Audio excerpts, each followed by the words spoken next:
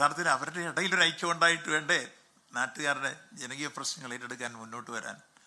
സ്വന്തം കുടുംബത്തിൽ ഐക്യം ഉണ്ടാക്കാൻ കഴിയാത്തവർക്ക് നാട്ടിലെങ്ങനെ ഐക്യം ഉണ്ടാക്കാൻ കഴിയും?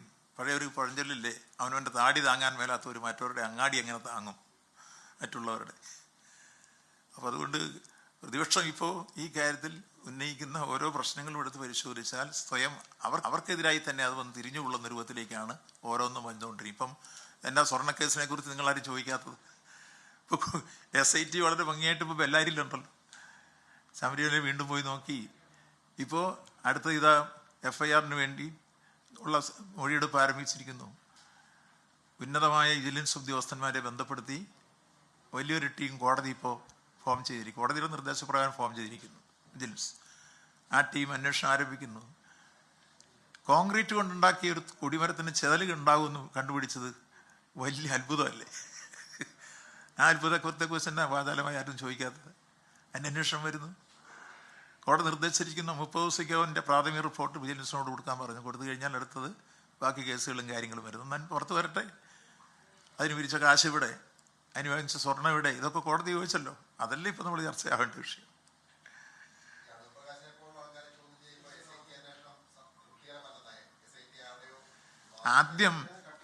ആദ്യം ഈ വിഷയം നിയമസഭയിൽ വരുമ്പോൾ ഞാനായിരുന്നു ഇതിന് മറുപടി പറഞ്ഞത്. ഇത് അന്വേഷിക്കാൻ ബഹുമാനപ്പെട്ട കോടതി ഒരു SIT നിയോഗിച്ചിരിക്കുന്നു. ഞങ്ങളും ഈ കാര്യത്തിൽ ഗവൺമെൻറ് ഭാഗത്തുനിന്ന് സ്റ്റാൻഡിംഗ് കൗൺസിൽ മുഖാന്തരം എഴുതി കൊടുത്തു. ഈ സംഭവം ഉണ്ടായപ്പോഴേ ഇത് സമഗ്രമായ അന്വേഷണം വേണം. ഒന്നുകിൽ പോലീസ്, ലോക്കൽ പോലീസ്, അല്ലെങ്കിൽ ക്രൈംബ്രാഞ്ച് പോലീസ്, അതല്ലെങ്കിൽ വിജിലൻസ്, ഇതിലെ ഉന്നത ടീം കോടതി മേൽനോട്ടത്തിൽ നടക്കണം എന്ന അഭിപ്രായം ഞങ്ങൾ രേഖപ്പെടുത്തിയവരാണ്. ബഹുമാനപ്പെട്ട കോടതി അക്കാര്യത്തിൽ നല്ല തീരുമാനമാണ് എടുത്തത്. ആ SIT വെച്ചപ്പോൾ ഇവരെല്ലാം ആർക്കും വിശ്വാസമാണ് എന്ന് പറഞ്ഞു.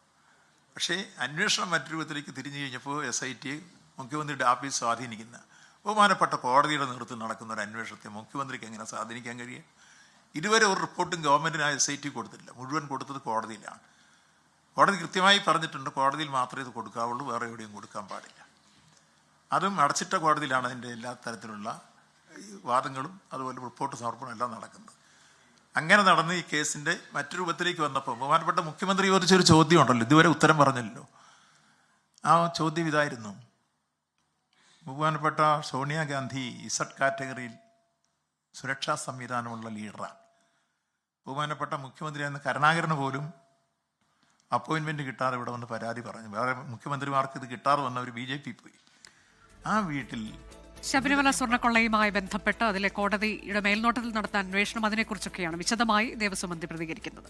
ലോകത്തെവിടെയായാലും ഏത് സമയത്തും 24 വാർത്തകളും ഓഗ്മെന്റഡ് റിയാലിറ്റി പാക്കേജുകളും എക്സ്പ്ലെയിനറുകളും വിശദമായി കാണാൻ ഞങ്ങളുടെ YouTube ചാനൽ നിങ്ങൾക്ക് സബ്സ്ക്രൈബ് ചെയ്യാം.